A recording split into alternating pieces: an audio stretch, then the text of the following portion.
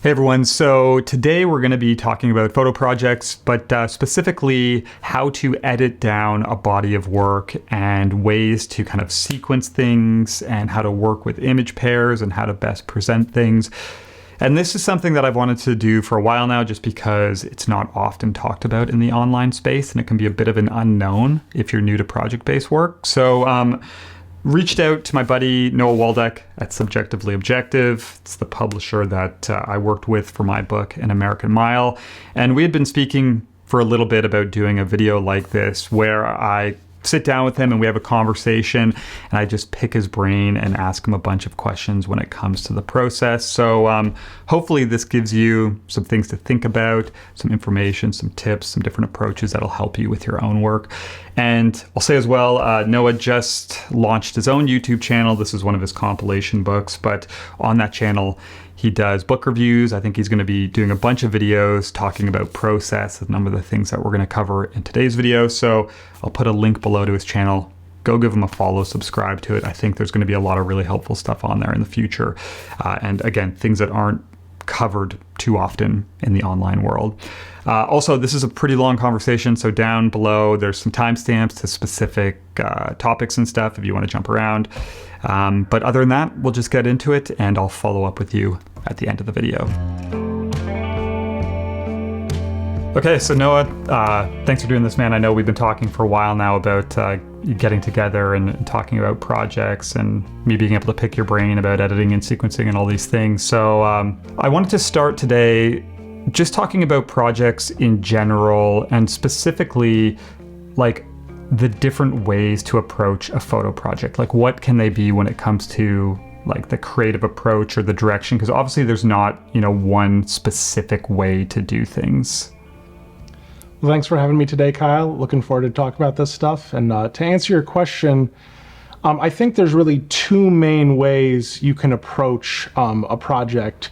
The first way is probably the most straightforward. It's setting out with a specific goal or idea, a concept for your project, and then going out and making images that fit that concept. It's almost, sometimes you might think of it, it's like, you know what the end picture you're looking to make is, and then you go out looking for the puzzle pieces to assemble that project and get everything you want to tell the story you're looking to tell. The other way to assemble a project, which I believe is what you did with American Mile, is you start making work and then after you look back at it, you say, hey, maybe there's something in here, maybe there's something developing, and from there you say, how can I go out and make more images that feel like the ones I've already made or that feel like they fit the concept that's starting to develop, and then kind of develop the framework around those. Nice. Yeah, I mean, that is exactly kind of what happened with An American Mile. And we've spoke about this before, but what I found interesting is when we wrapped that project up, when I went on to the work I was doing next, it's almost like I was forcing myself to work in the complete opposite way moving forward, thinking that, not that this was necessarily wrong, but I was like, okay, for the next projects that I do, I'm going to, set out with a clear plan in place. And even still, what I've learned since then over the past couple of years is that there's so much value in just this like process of discovery. At least for me, it seems to work really well, where it's like, even if I have, initial ideas and interests, usually the projects are shaped by going out and doing the work, and they often go in ways that I could have never predicted once I get out there and start discovering things. Yeah, so no, I completely agree with that. I think that oftentimes projects really do kind of develop naturally. Maybe you even set out with a specific goal in mind. But then once you go out and start making the work, maybe it becomes something quite different than what you originally anticipated. But at the same time, I also think it can be really beneficial for people to have more than one way of working. I know for myself personally, sometimes I'll have more of a long-term project going that does have a specific goal, and then I just, shoot at other times too, particularly while I'm traveling, that I never know what I'm going to get until I come across it. And having multiple different ways of even working out projects at the same time can be pretty freeing, because it allows you to put the focus into something if you want it, but it also allows you to basically make whatever you want and discover new directions for projects that you might have. What about when it comes to like creative approach and direction? Because again, there's so many different ways to do things, especially, you know, once you get into the world of photo books and you start, you know, going down that rabbit hole and discovering all sorts of different artists. Like, you know, there's people who pursue kind of like historical projects or nonfiction things. And then you can go to the other end of the spectrum where there's people who have these really like conceptual, artistic approaches. So like, what are some of the different ways that people could kind of look at projects as maybe they're trying to come up with like an idea or a focus? Yeah, and I don't think there's really any one right way to do it. There's all sorts of different approaches. And I think what's generally most important is it's something that excites you and makes you want to make work. That's going to be the best approach for you personally. If it's something you're interested in doing it, it's going to come through and show in the work that you're making. If you feel like you're making this thing and it's a drag and you're like, man, I really don't want to go out and shoot this, you know, the work is probably going to suffer for it. So yeah, there can be, you know, conceptual frameworks that you might make, whether it's something like you're making a documentary project, it's something about place. You know, place is a really valuable framework. For instance, I think I mentioned this before on our podcast maybe, but Alex Soth for Sleeping by the Mississippi, for instance, gave himself the framework that said, I can shoot anything I want to shoot, but it has to be within 10 miles of the Mississippi River. So a pretty broad framework, but gave him some type of limiting range. And that can actually be really helpful to have some type of limit on what you're doing if you have a preconceived project where you're kind of trying to build that conceptual framework. Maybe it's about a place, it's about a specific town, and it's all going to be within the boundaries of that. Or maybe it's, you know, the boundaries of a county or, you know, a state or anything like that, some type of geographic boundary. Things like that can be helpful because they might give you almost more freedom because you have some type of constraint, and that you don't have to worry about like, well, I can do absolutely anything, like where do I stop? And then there's kind of projects that are on the opposite end where you're almost really confined, something like a typology where basically you're going out and you're saying, I'm going to make a bunch of images that are all different versions of the same thing. The most famous example of this would obviously be Burned in Hillebecher with their water towers and different industrial structures that they documented in Germany, where they're going out and basically looking to even photograph them all from the exact same perspective. So something like a typology can be nice as a starting point, even just to kind of experiment with making conceptual work, or having that framework, just because it's pretty easy to make. But on the other hand, too, it can be somewhat limiting because, you know, after a certain point, you're kind of like, how many of these things do I need to see? How many is enough? And so it's not always like the most sensible framework for a really long-term project, but it can definitely be something that's a useful thing, particularly if you're shooting something a little more short-term. Yeah, so I guess it's a matter of just like really finding what excites you the most. It's fun. It's interesting. Like I'm interested in and kind of inspired by such a wide range of work. And one of the things that I've had to really get or work on is oftentimes if I see a body of work that I really like, I'll be like, oh, maybe I should try that. But then I find it really quickly, like, even though I like something doesn't necessarily mean it's a good fit and that I could work in that specific style. So it is something that I'm trying to remind myself. But I have really found a lot of value in just working with constraints. Like you said, they could even be broad, you know, it could be like a region, but just having something that helps you like narrow your focus a little bit to like a certain landscape or a certain area, I've found to be really helpful with my own work. Even though when I do that, it's those constraints or that boundary still seems to change. At least it is with the current work I'm doing now. But I also want to ask you what you think in terms of like how big does a project need to be to become one of these things, or when do you know it's finished? Like, how many images do you need to have? How much variety? Those types of things.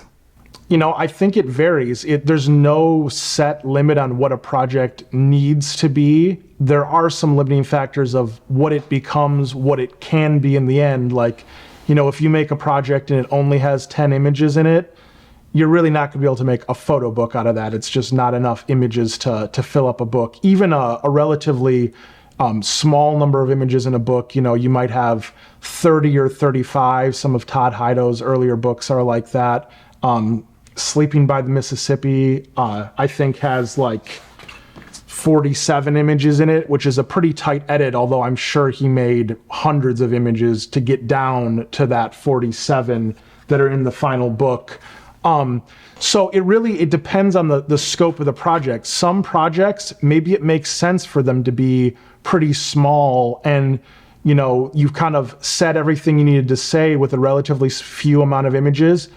A zine might be perfect for that. Like, it's not something that would make sense as a book, but it makes sense as this smaller, object. Even the fact that it's a little bit, not produced as highly and stuff like that can be to the benefit of work like that. So on the other hand, if you're looking to make something that goes into a book, and this goes actually for anything, even if you're looking to make a zine, the more work that you shoot and make for it, the better your final end result can be. So if you're looking to make a book that has 100 images in it, for say, like, you don't want to just make 100 images. It would be good to make at least 200 images or 300 or 400. The more you have, the tighter you can make your final edit, because you're giving yourself a lot of flexibility to only pick the best, strongest work.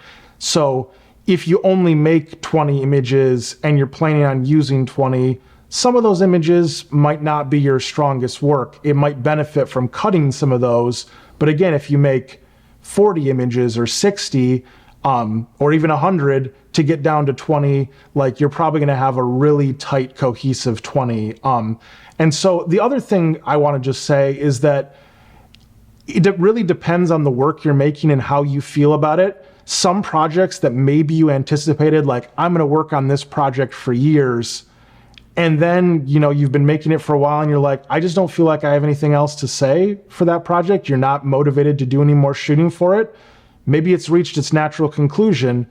Or maybe this is something I notice a lot of times in people's work, even in their books, is that maybe you have an image that you made as part of a project, and then you're like, wow, this is a whole different direction I can go on and expound upon and make more images like that. So sometimes you'll see an image in someone's work. This, I feel like, happens in music too. Maybe you have a song that's kind of in a little bit of a different style than you've done before, and then you like go make a whole album's worth of songs that sound like that one song you made.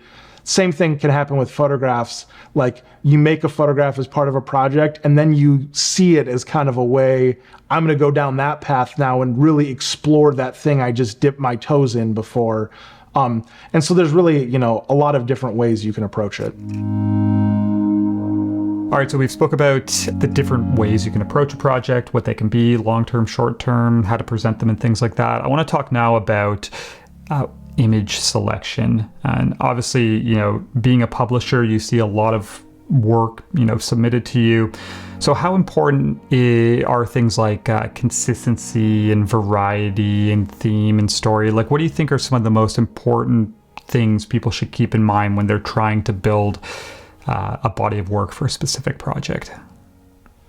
Well, I will definitely say consistency is the thing that I'm probably, as a publisher, most interested in seeing someone's work.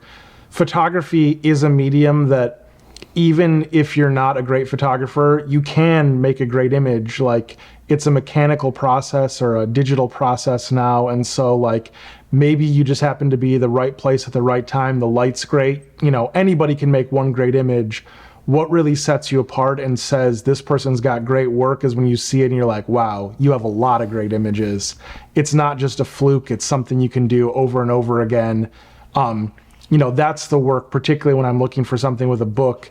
If I see a large group of really good images, that's something where I immediately think, this would be good as a book. So having that level of consistency, I think, is really important. As far as variety, I think it does vary a little bit on the project. As we talked about before, if you have something like a typology, you're not going to have a ton of variety in it because that's just the nature of the type of work you're making. So maybe you're not going to make, a 200-page book out of a typology, because at some point you're going to be like, okay, I've seen enough of this. So those projects are going to lend themselves, if they don't have a ton of variety, to being probably a little bit smaller, even if there's enough for a book. On the other hand, the more variety that you want to introduce into a project, the larger it is, makes it easier to introduce more variety. So again, if you only have 10 images to work with, let's say it's a project that's mostly landscapes, but you have, some interiors and some portraits. At 10 images, if you're going to only show those, you only have one portrait and one interior and 8 landscapes, the viewer's probably going to look at it and be like, why did you include that portrait or that interior? Like, they don't make sense. I thought this was a project about landscapes.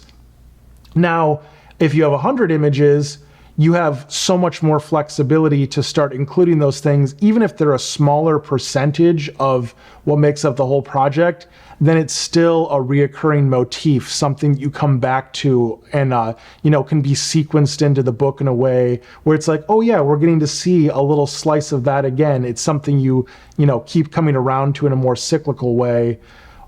So the larger your project is, I would say the more different elements you can incorporate and have them make sense. The smaller your project is, you probably need to keep it a little bit tighter and more concise, with what you're doing for it to make sense as a project. And that's even something to think about when you're selecting a group of images to submit, depending on how many, images you're being asked for. If someone's only asking for a few images, it's better to submit ones that feel like they all work together really well, instead of trying to show the breadth of what you can do, because as a curator or an editor, someone seeing it, they might take the impression, instead of you having the ability to do a lot of different things, that you can't do things that all work together, and you might not give the impression you want to. So it's better to submit a cohesive group of images than to be kind of all over the place, because it's more likely that someone might dismiss it by saying, this person is all over the place. I don't know that they can do something cohesive enough that would really work on a larger scale that I'm looking for.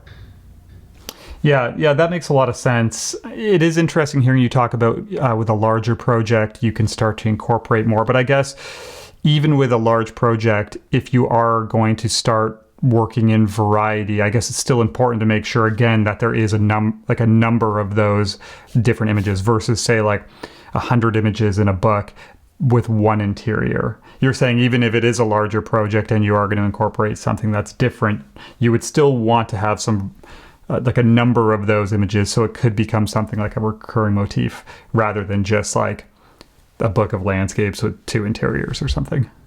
Yeah, absolutely.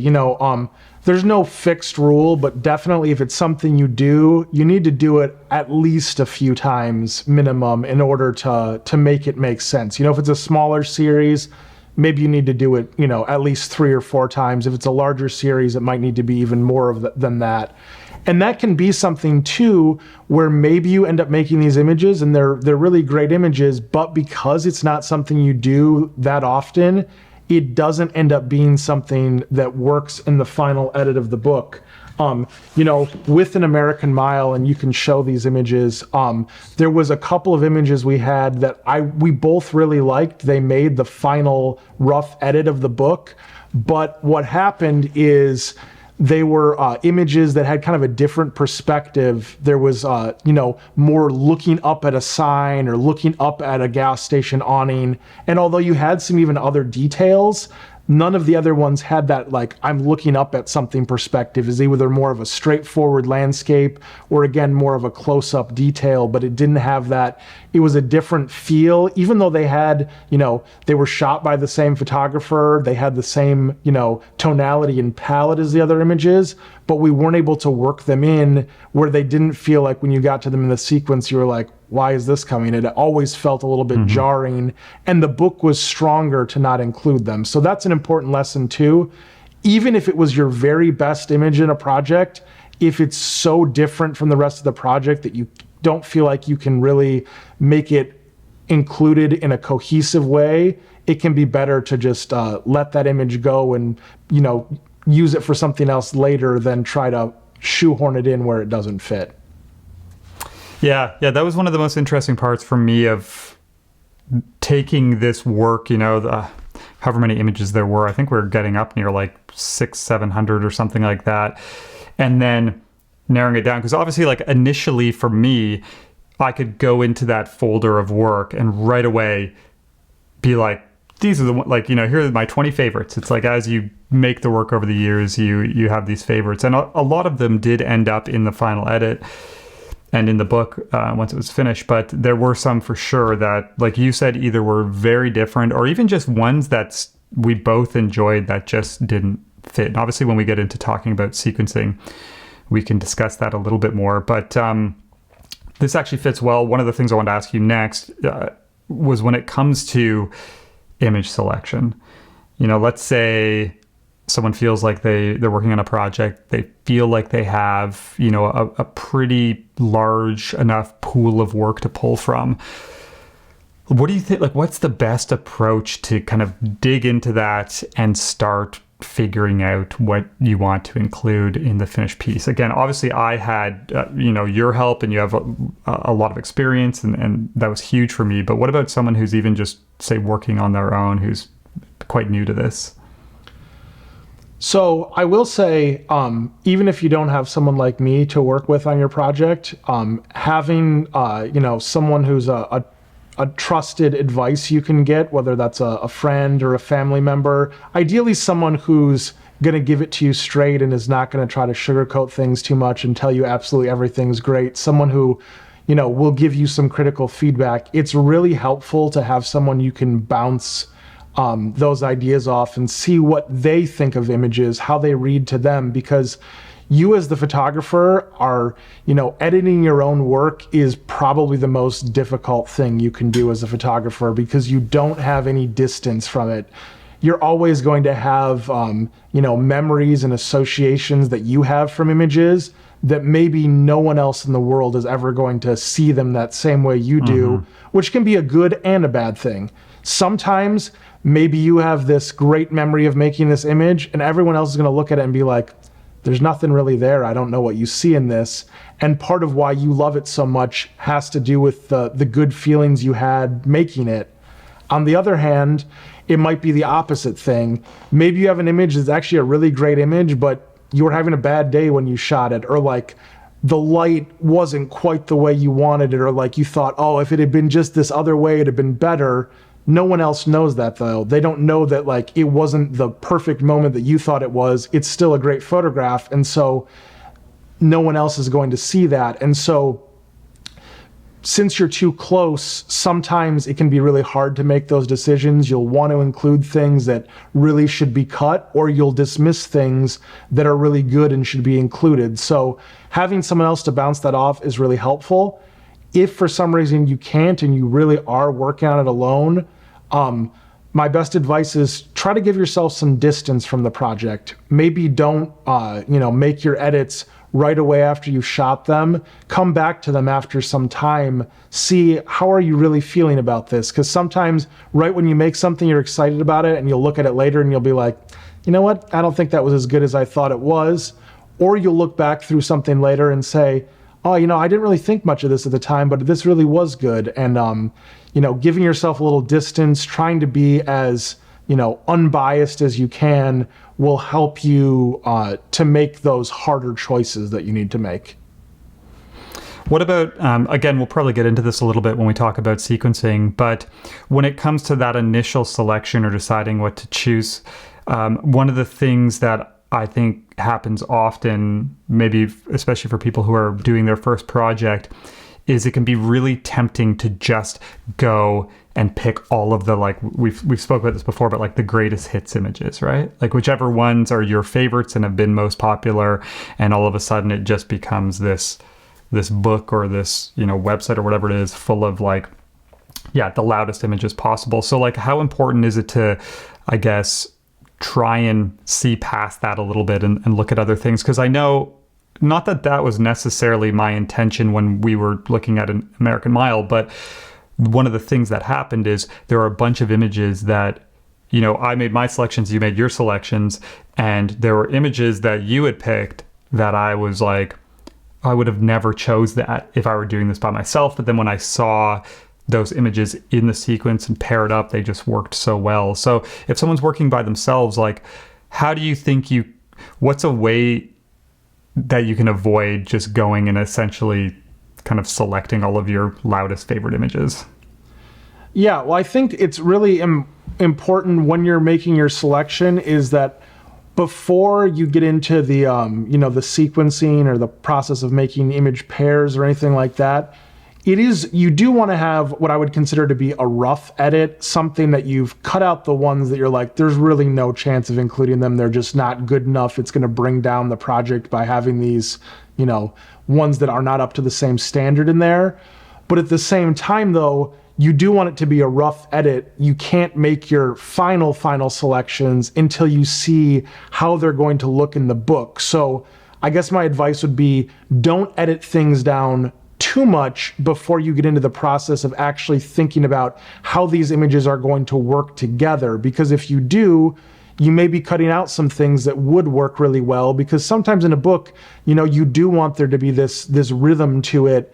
You don't want it to always be just the loudest in your face thing. You might want to have some softer, subtler moments in there. And so if you cut those out too soon, you'll never even get the opportunity to see what they would have been like in the sequence. So, keep your edit a little bit rougher, and you'll end up cutting it down further as you start to think about how these images work together. Yeah, that honestly makes a lot of sense, and I think is good advice because, yeah, say looking at them in a Lightroom catalog, if you've narrowed it down to like 60 images or whatever, it does become something different when you then take those and start playing with pairs and playing with sequences. Exactly what we'll talk about next. How much stronger things can become when they're paired up and whatnot. I mean, that'll take us perfectly into the next part, and that is when it comes to sequencing and pairs and, I guess, presenting the work in its final form. And the first thing I want to ask you is, obviously, that just like with projects themselves, there's so many different ways you can approach this.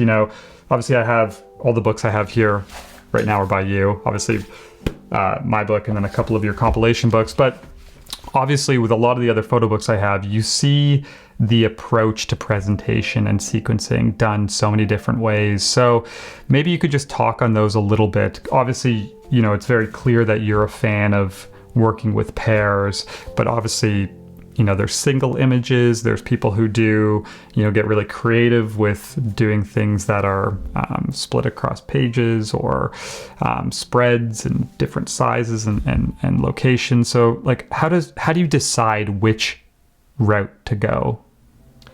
Honestly, I think that's something that's best guided by the specific work. Not every single project needs to be the same way or is going to function equally well with a particular, style and layout. Definitely my sense as a curator and as a book designer, I like books that are really basically put the focus on the image. The design kind of stands back and just like gives you this really nice way to just appreciate the images in their own right. And so I'm personally not into making super like out there kind of designs, but I do enjoy them, as someone who really loves photo books. Like this book, for instance, by a friend of mine, Ryan Dabolsky, that was published by Nomic Books.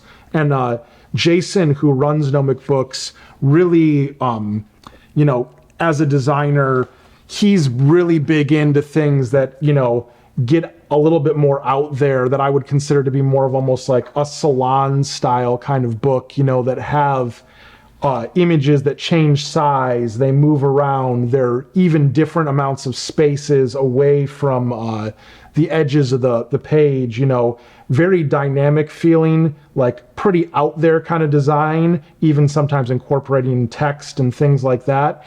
And like that's about as far away from my own design philosophy as you can get, but I think it works really well in the instance of this book and some others that he's done. But not every project's going to work equally well that way. And even as a designer, I would say that's one of the hardest things to pull off, is a book that feels like it's pretty out there and it's really loose and super dynamic. Because if it's not executed really well, it just feels like it kind of falls apart. You as the viewer look through it and you're like, these are all disconnected. Like, why is this happening that way? So it's easier to make a more straightforward book than it is to make one that's, kind of further out there on the edge of design, or as far as being, really salon style and like super dynamic. So I definitely, again, personally favor the more straightforward approach. I really like making books that are all sets of paired images. But I also, like books like yours where it's mostly pairs, but then when you do have a single image, it really gives a certain extra weight to that single and kind of makes you dwell on it in a different way. But of course, though, the most kind of classic way of making photo books is a single image per spread. Usually it's the image on the right-hand side of the spread.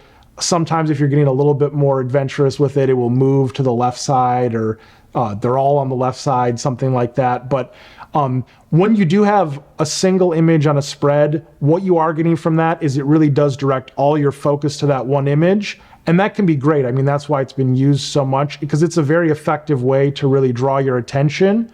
And then the way images interact is more within the sequencing, what comes next, what comes before it. Again, the rhythm and flow that you have as things move there. Whereas when you have paired images, they function in a even different way.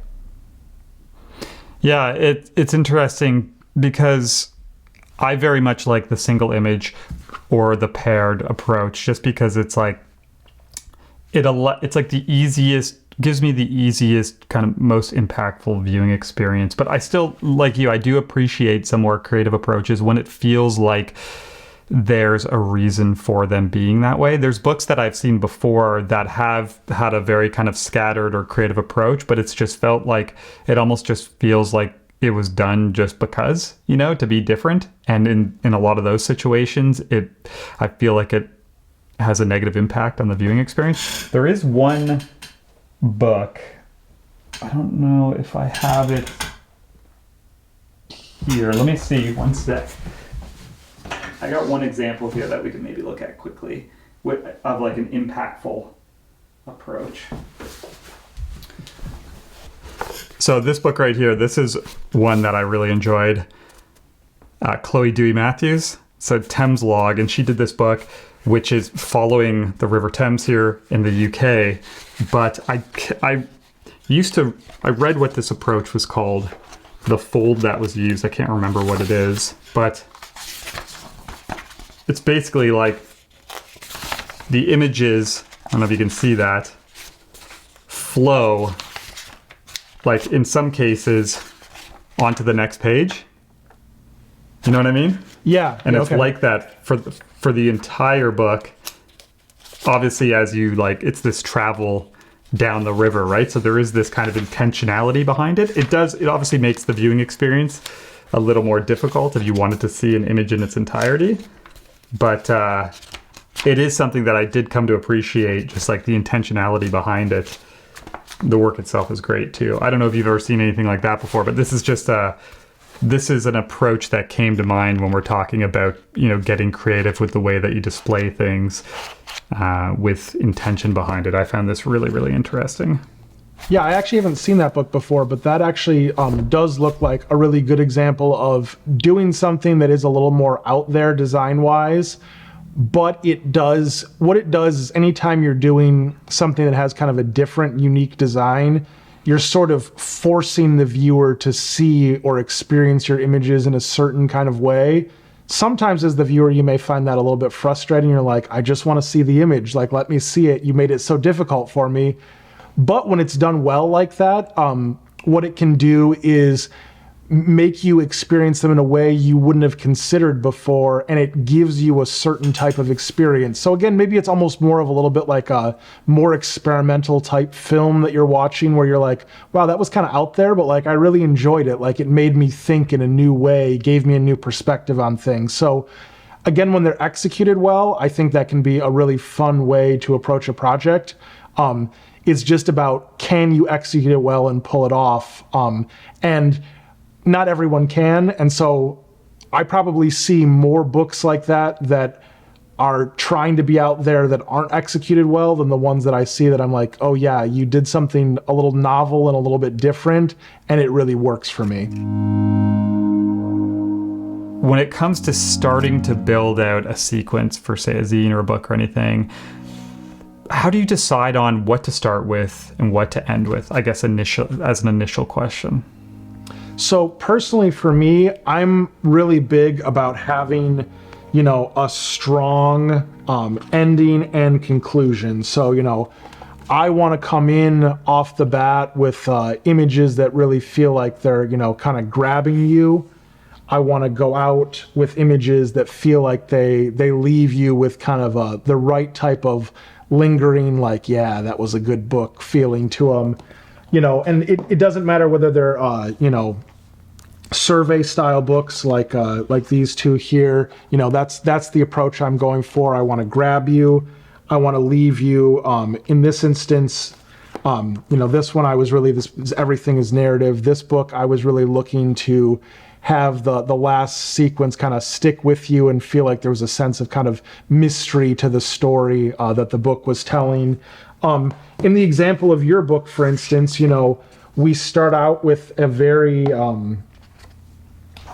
very poppy image. In fact, the same image we actually used for the back cover, one that really kind of pops out and grabs you, and then ended with an image that feels like it has, it's very bold, but it also has that kind of like, sunsetty, like riding off into the sunset kind of feel, that, feels like a nice conclusion for the book. So I definitely, for me, rather than a book that starts on, even if there's going to be those subtle notes in it, I like to be grabbed by something right away. I feel like that really makes for a book impactful and makes you feel like, oh, there's going to be good stuff ahead. If the very first image I see in a book is like this kind of weird one that's like super subtle, it almost might be one of those things where I'm like, do I want to keep looking at this book? Like maybe it doesn't set me up for feeling like it's going to be a great book. Maybe it ends up being a great book, but I personally prefer to start and end really strong. Mm-hmm. Yeah, it makes sense for sure. When it comes now to building out the sequence, though, let's say even specifically talking about image pairs, what's your approach with that? Because again, I think maybe someone who's new to this, just like we're talking about going kind of the greatest hits, loudest images route, I've also seen and experienced when it comes to like, say, making image pairs, kind of searching for the most obvious, right? Me and you have spoke about this before, but like gas station, or sign, like just going and pairing things up that are most obvious. But obviously your approach to that is much more impactful and thoughtful, because what's always impressed me is with these compilation books you do, obviously these are books filled with 60, 70, however many different artists' individual works, and somehow you manage to take all of these different, I guess, like visions and styles and approaches and make them work in book form. So like, what's some practical advice that you could give to people when they're starting to sequence their images and work with pairs? Like, what are things that they can look for to make like an impactful layout, I guess, or sequence? Yeah, no, that's a great question. And I'll actually give a couple different answers here as it relates to my survey style books, and that as it relates to a specific individual project, because I will say there is there's something similar, but there also is something different. So when it comes to the survey style books, these books actually, both of the books here we're talking about, Everything is Narrative and Investigations Infrastructure, both have images from 162 different artists in them. Every single image is the work of a different artist. So there's no two people's work that are together. They're always different artists together. But what I'm going for is I want there to be images that are different enough where they're not saying the same exact thing like we talked about. If it's two of the exact same things next to each other, you don't really get any more out of that than just like, oh, here's two different versions of it. And again, it depends on what kind of book you are. If it's a typology, of course, you're going to have two of the same thing next to each other because that's the nature of the type of project it is. Where, you know, in a book like this, I'm going for something much more dynamic. I want the images to feel like they work really well together. In fact, I make sure I always pair images that are of the same aspect ratio and format with each other so they feel really, cohesive with each other. But I'm also looking for something where the images are sufficiently different, where they feel like they're telling you, some type of story that you can get between looking at two different images at once. They may sometimes have a more similar palette to each other where you're like, these feel like they look together. Sometimes maybe there's a really big contrast between them, something that's at night and something that's during the day. The main thing that's really important to me above all else is that the images look good next to each other. If they're going to be a pair doesn't work for me if I don't like looking at those two images at the same time. If there's something, the way, let's say, the horizons can be a big thing when you're pairing things. If you have one image has a really low horizon, the other image has a high horizon, when you see those two images next to each other, there's a good chance you're going to be like, wow, that's like really jarring looking. And it makes the image with the lower horizon feel kind of like it's falling off the page. They don't feel equally weighted. I try to avoid pairs like that, even if they may have been something that conceptually there was something like, oh, like this thing and this thing together, that's kind of amusing. Like if they don't look good together, to me as a pair, it just doesn't work. So the most important thing is, do they look good together? Whether there's something kind of more similar or whether there's something there's a lot of contrast, they have to look good together. That's the most important thing. And then from there, some images, there may be a lot of different possible pairs that you could make with that image that would look good. Some images, there might not be that many pairs that are going to look good together. So, sometimes when you have something that's like a little bit different feeling than some of the other work in your project or even in this survey book, like for instance, this is definitely the most high key, white paletted images of this book. Like these ones ended up getting paired together because they felt like they had a similar enough feel that they worked together. But there was a lot of other images that you would have been like, no, this just doesn't work together with, it feels too different. But sometimes you do have images that feel pretty different and they work really well together. So there's a lot of different things that can be the connection that they have together. Like I said, sometimes it's palette based, sometimes it's more internal image geometry based, the tangent points, how do things line up? And that can vary by images, but you will find that if you end up going with one paired of images that's like super geometric based, it's about how all the lines and two images next to each other really line up, but like you never do that again, it's like the only pair you have that does that may stand out in your project as feeling really different and disconnected from the rest of the project. So as you start to make pairs, you'll also kind of find which styles of pairs are working, and then like have a range of those, but not have ones that are like, this pair works, but it works in a really different way than any of the other pairs. And then something to think about too. So again, these are books, a lot of variety of the work because they're coming from all different people. When it's a monograph and it's all work of the same person, which again is what most people are going to be doing when they're working on their own book project, is that you are going to naturally have more images that are more similar to each other because they were probably made all of the same project. So for instance, with your book, all of the images in general have a pretty similar, very portrait-y, high-key kind of desert palette going on. And so that's a reoccurring theme throughout the images. You're not getting a lot of images that have a totally different range of colors or looks. However, you do occasionally, we have a few images in here that, maybe are a little bit more of a different quality of light.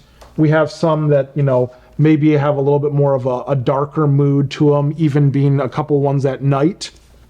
And so the kind of way you approach those pairs may be a little bit different than if you have a lot of really different contrasting colors. The way the palettes interact can be different, but you're still the same thing is you want to go with images that when they're next to each other, they feel like they have, a dynamic quality. It doesn't feel like you're just looking at two versions of the same thing. Like they look good visually together, but you feel like there's room for them to have a conversation between each other, is something that is really useful and important.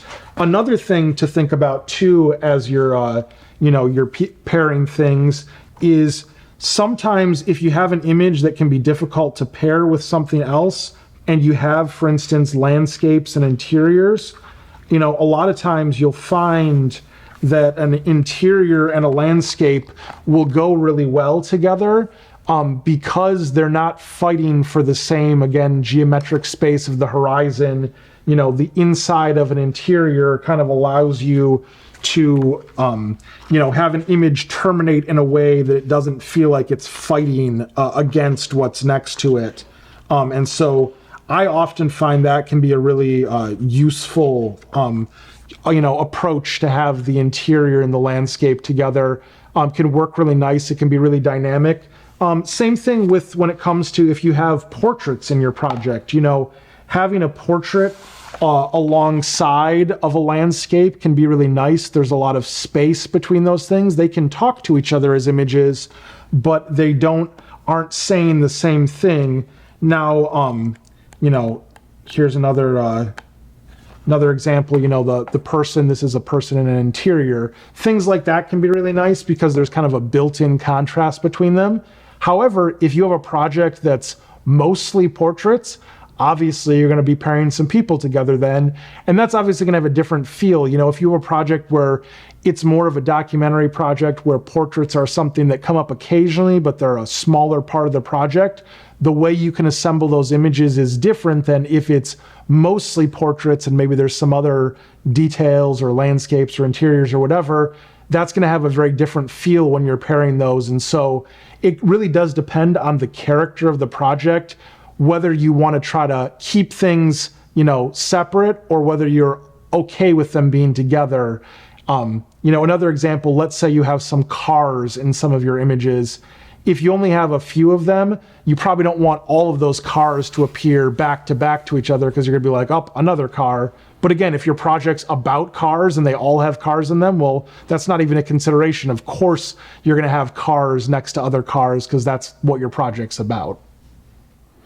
So I guess it's just a matter of looking at, again, the selections you've made or the first kind of edit that you've made and seeing what's there to work with and just keeping in mind variety and recurring themes and not just including one of something or not including 40 of something and being pretty intentional. But beyond pairs, as you start to get into building out the sequence and working with those pairs, what are some things to keep in mind when it comes to things like, rhythm? Because obviously it's not as simple as just making a bunch of pleasing pairs and then just dumping those in the book and you're good to go.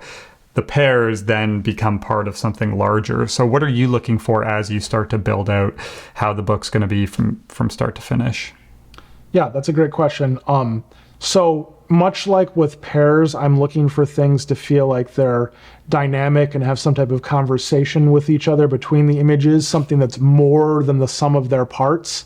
A good pair is better than seeing those two images separately. When it comes to a sequence, what I'm looking for is for the next part of the sequence to feel like it's somewhat surprising. I didn't expect exactly what was going to come next. I don't want to feel like, oh, I just saw the same thing on the last page. Like, that's kind of boring.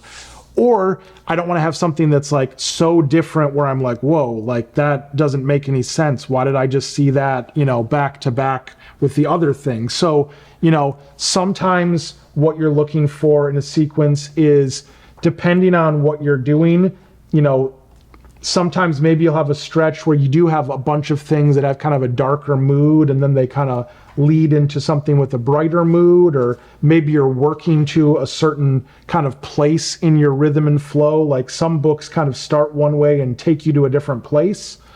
Sometimes what you might have happening is you might have a pair, I actually showed this one before, a pair that you actually feel like works really well, but because it's different from a lot of the other pairs, it's going to be something where you have to place it in the right part of the sequence.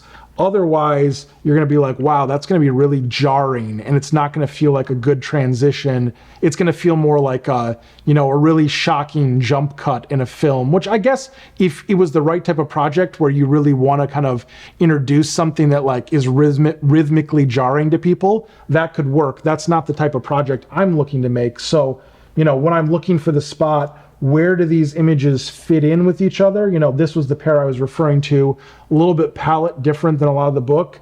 So I was looking for a spot to find where I could flow them in that they again felt different enough from the next thing, but didn't feel jarring. Because, had I placed them right next to this pair that I stopped on, for instance, had I just gone directly from, this to this, to me, that's a little bit of a jarring transition. I'm like, whoa, I went from this and now I went to the super saturated thing. Like, it didn't feel visually good.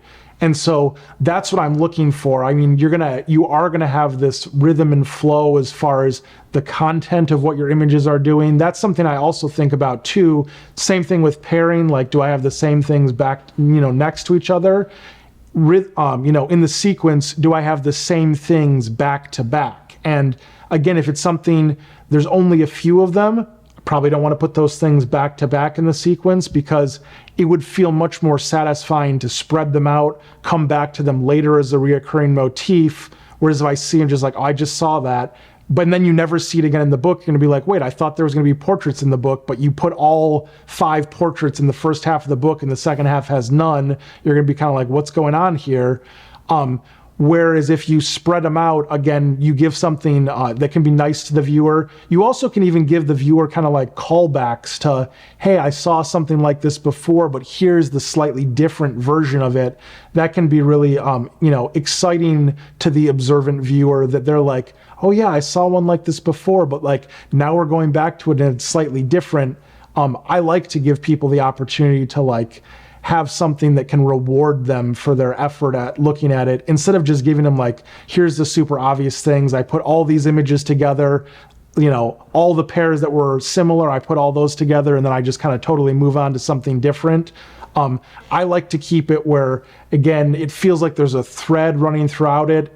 Things they rise and they fall, they go up and down, but you kind of keep taking on that journey more like a river than, going through a door that you were really surprised by what was behind it.